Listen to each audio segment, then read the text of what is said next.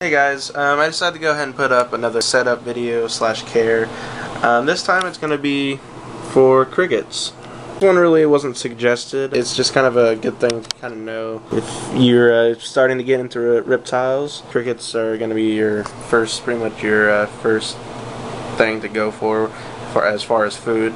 That's what pretty much everybody goes for, that and mealworms. But crickets are a little bit easier to breed. As you can see here, I just got one of these normal, I think it's Exoterra.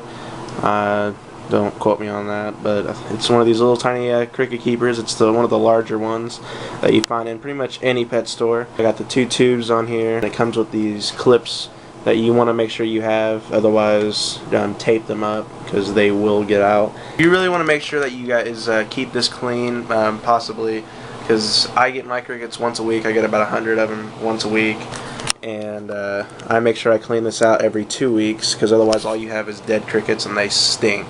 Crickets smell bad, so prepare for that if you do decide to go with crickets. As far as water, what I have here is, can't really see it, let me see if I can get a better shot.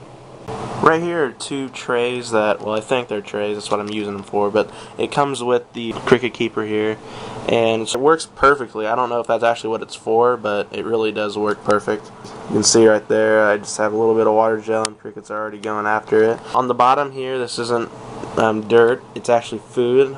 Not cricket food, it's the food that I use for my roaches. It's a little bit more nutritious than regular cricket food, but you can use pretty much any food you want. I use anywhere between this and cricket food, but you can use cat food, dry obviously, dog food, just really anything. Throw in apples, but you just gotta make sure you take off the peel. They won't really eat the peel. It'll mold and start smelling. Just, once again, prepare for the smell if you do decide to go with crickets. I would change out this water gel here every 3 or 4 days.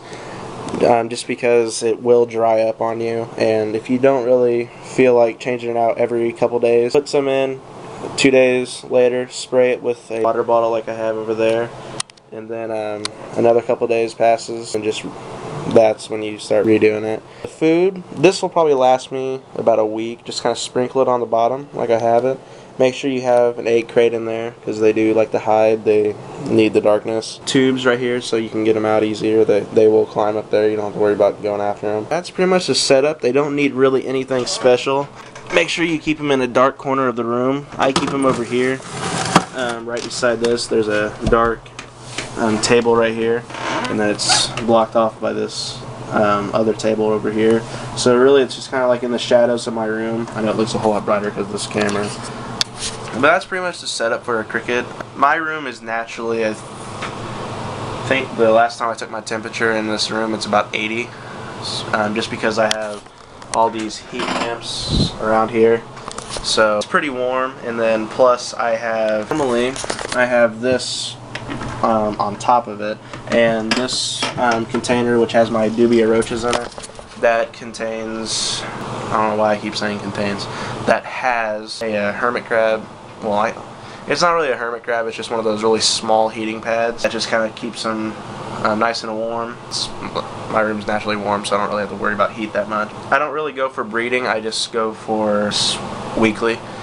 If you guys want me to do a breeding video, I will. I have bred them before. I don't like the smell, so I decided to go with these dubia roaches instead. Subscribe.